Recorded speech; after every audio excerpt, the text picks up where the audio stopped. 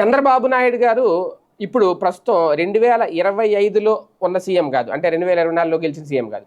95 నాటి సీఎం అని ఇప్పుడు గుర్తు చేసుకుంటున్నారండి. అంత సీరియస్‌గా ఉంటున్నారండి. అయినా సరే కొంతమంది ఎమ్మెల్యేలతో ఆయనకు తలనొప్పి తగ్గట్లేదట. 164 స్థానాలు సంపాదించుకున్నారు. కూటమి ప్రభుత్వం అధికారంలోకి వచ్చిన తర్వాత. అయితే ప్రస్తుతం ఇందులో దాదాపుగా తెలుగుదేశం పార్టీకి సంబంధించిన ఈ ఈ అంటే 50 మంది ఎమ్మెల్యేల వరకు అండి. ఎందుకంటే దాదాపు ఈ 164 చోట్ల గెలిచిన స్థానాల్లో దాదాపు 80 మంది కొత్త వాళ్ళే ఉన్నారు.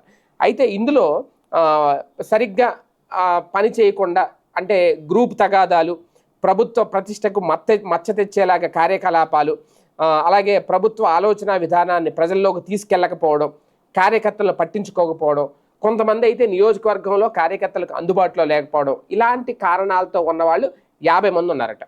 ఈ 50 మంది ఎమ్మెల్యేల మీద బాబు గారికి అయితే తీవ్ర అసహనం అయితే ఉందట.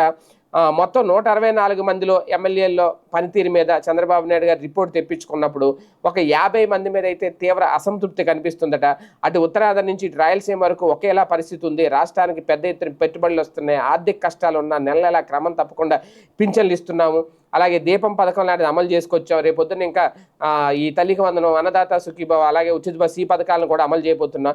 ఇటువంటి నేపథ్యంలో క్యాడర్ మొత్తం క్యాడర్ని ఎంకరేజ్ చేస్తూ ఎమ్మెల్యే అందరూ సీరియస్గా పనిచేయాల్సింది. దాదాపు ఒక 80 మంది నుంచి 50 మంది వరకు కంప్లైంట్లు అయితే ఉన్నాయి అనేది ఓకే. వాళ్ళ విషయంలో మరి చంద్రబాబు నాయుడు గారు ఎలాంటి సీరియస్ డిసిషన్ తీసుకుంటారు అని తెలియదు. కానీ వాళ్ళు ఒక తలనొప్పిగా మారారు. ఇంత సీనియర్ ముఖ్యమంత్రికి కూడా ఒక 50 మంది కొత్త ఎమ్మెల్యేలతో తలనొప్పులు తప్పట్లేదు. వాళ్ళ మీద ఖచ్చితంగా రేపు మహానాడు తర్వాత పిలిచి మాట్లాడి ఫైనల్గా వాళ్ళ మీద చర్యలు కూడా తీసుకునే అవకాశం ఉంది అనే చర్చ అయితే నడుస్తుంది. అంతేకాదు వాళ్ళు ఇంకా ఫస్ట్ అంటే వన్ టైం ఎమ్మెల్యేగానే మిగిలిపోతారు టీడీపీలో అనేది.